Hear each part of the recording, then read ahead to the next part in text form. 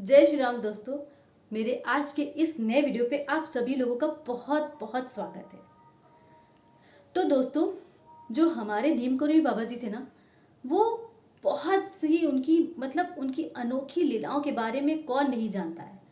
और उनके तमाम भक्त जो है ना, वो उनकी इसी लीलाओं के बारे में बहुत बातें बताते हैं। कहते हैं कि जो नीमकरोली बाबा जी थे ना, तो वो जब सबके मन की बातों को जान लेते थे, यानी अपने भक्तों के मन की बातों को जान लेते थे ना, तो वो खूब लीलाएं रचते थे। और भगवान तो ऐसे ही होते हैं, जो उनके अनन्य भक्त होते हैं, तो उनके मन की बात को जान करके उनके साथ कुछ ना कुछ लीलाएं तो ज़रूर रचते हैं। बस बात होती है कि अपने जो हमारे जिनको हम मानते हैं, जिनके हम भक्त हैं, उनकी हर लीलाओं को हम जान सकें। लेकिन कभी कभी ऐसा होता है ना कि हम उन लीलाओं को जान ही नहीं पाते हैं, समझ ही नहीं पाते ये क्या हो गया, कैसे हो गया।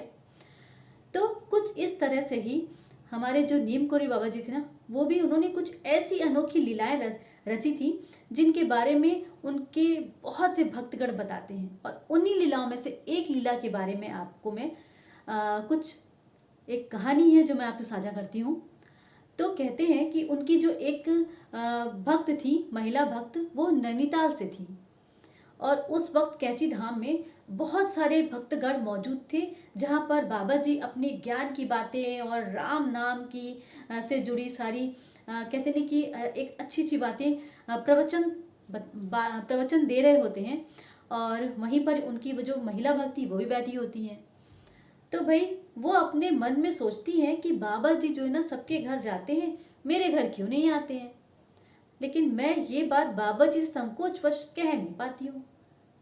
लेकिन मैं भी चाहती हूँ कि बाबा जी मेरे घर भी आए। उनका उतना ही अपने मन में कहना था। वो बात उनकी बाबा जी तक पहुंच गई। बाबा जी ने जान ली। और बाबा जी ने वहीं से उनको कहा कि घर जाओ और अपने मंदिर में घर के पास जो मंदिर है वहां पर जाकर के हवन कराओ, मैं तेरे घर आऊंगा। अरे ये क्या, बिन कहे बाबा जी ने तो बात मान ली। और बिन कहे बाबा जी ने बात सुन ली। तो वो तो बहुत एकदम हैरान और परेशान, लेकिन खुश भी थी कि चलो मेरे बिना कही बाबा जी ने मेरे मन की बात को जान लिया। अब वो खुशी खुशी अपने घर की ओर प्रस्थान करती हैं। और अगले दिन जो है ना, अपने घर के पास में जो उनके मंदिर होता है, वहां जाकर के पुजारी से हवन का अनुष्ठान कराने को कहती हैं। अब भाई पूरी तरह से अच्छे से हवन की तैयारी हो जाती है। हवन होता है और वो जो है ना, बाबा जी का इंतज़ार भी करती हैं। फिर तभी पूर्णाहुति भी हो जाती है, यानी कि सारा कार्यक्रम जो हवन से संबंधित था पूर्ण हो जाता है। लेकिन बाबा जी नहीं आते हैं। अब वो मन में भी सोच रही होती कि बाबा जी तो आए नहीं, बाबा जी ने कहा था हवन कराओ, मैं तुम्हारे घर आऊँगा, आए भी नहीं बाबा तो। खैर, अपने मन में सोचते सोचते उन्होंने पुजारी ने उन्हें प्रसाद दिया और वो प्रसाद लेकर के अपनी घर की ओर चल निकली। और मन में यही सोच रही थी, बाबा जी आए नहीं, क्यों नहीं आए, बाबा जी ने तो कहा था कि मैं तुम्हारे घर आऊँगा। लेकिन खैर कोई बात नहीं, बस ऐसे सोचते सोचते वो अपने घर की ओर निकल पड़ी। कहते हैं उनका जो घर था ना, वो पूरे बाजार के बीच में था। और बाजार में है तो संकरी रास्ता भी होगी। और उनके घर पहुंचने से पहले ही एक पंजाबन का घर था, यानी पंजाबी फैमिली का घर था। तो जब वो मंदिर से अपने घर की ओर निकली तो उन्हें लगा कि उनका कोई पीछा कर रहा है। उन्होंने पीछे मुड़ के देखा तो देखा एक दुबला पतला सा साधु उनका पीछा करता हुआ उनके पीछे पीछे चला जा रहा है। अब वो थोड़ा सा घबरा गई, करे तो क्या करे। उन्होंने सोचा कि कुछ कहने से अच्छा है कि चुपचाप अपने घर की तरफ निकल चलो। जैसे ही वो अपने घर के पास पहुंची और वो साधु भी उनके पीछे पीछे आता जा रहा था, तो जो पंजाबन फैमिली थी ना, उनमें से एक पंजाबन निकली घर से और उसने देखा कि ये महिला का पीछा क्यों कर रहा है एक साधु। उन्होंने उस साधु को डांट दिया। भाई उनको कुछ मन में गड़बड़ लगी, उनको शक लगा कि कौन पीछा कर रहा है उस महिला का, तो उन्होंने डांट दिया। उसके बाद वो साधु तो भाग गया। अब जो उनकी महिला भक्ति वो अपने घर के अंदर चली जाती हैं और वो सोचती भी कि आखिर मेरा पीछा कौन कर रहा था। खैर बात आई गई हो जाती है। फिर वो कुछ दिनों के बाद जो वो फिर से बाबा जी के धाम पे जाती हैं और वहाँ सभी भक्तगणों के साथ वहाँ बैठी होती हैं और बाबा जी भी होते हैं। तभी फिर वो अपने मन में सोचती हैं कि पता नहीं क्यों बाबा जी ने तो कहा था कि हवन कराओ, मैं तुम्हारे घर आऊँगा, आए भी नहीं, बाबा जी क्यों नहीं आए। तो बाबा जी ने वो भी बात उनके मन की पढ़ ली और कहा, मैं तो तेरे घर आया था, लेकिन तेरे जो घर के पास जो पंजाबी औरत है ना, उसने मुझे भगा दिया और तू भी मुझे नहीं पहचान पाई। तो ये था बाबा जी की जो लीला का किस्सा है ना, उनके रहस्यमयी लीलाओं का किस्सा ये है कि बाबा जी ना किस रूप में कब किस भक्त के आगे और पहुंच जाएंगे। तो अक्सर ऐसा ही होता है, पहुंच जाने पर कोई उन्हें पहचान ही नहीं पाता।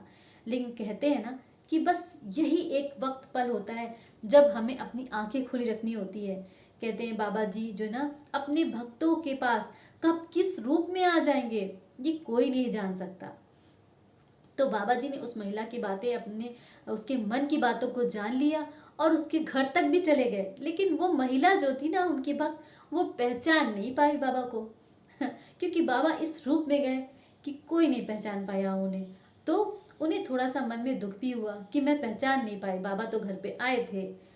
तो ये थी बाबा जी की जो ना रची हुई लीला अपने भक्त के लिए। और कहीं ना कहीं बाबा भी परीक्षा लेते हैं कि कौन सा भक्त है मेरा जो मुझे पहचान जाएगा कि मैं किसी भी रूप में जाऊं।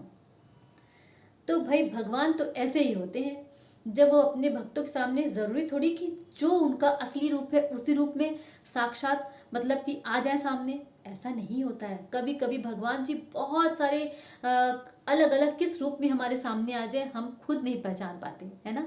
और यहीं पर हम गलती कर जाते हैं क्योंकि हम समझ ही नहीं पाते कि कब वो हमारे पास आए और हमसे मिलकर चले गए और हम पहचान भी नहीं पाए।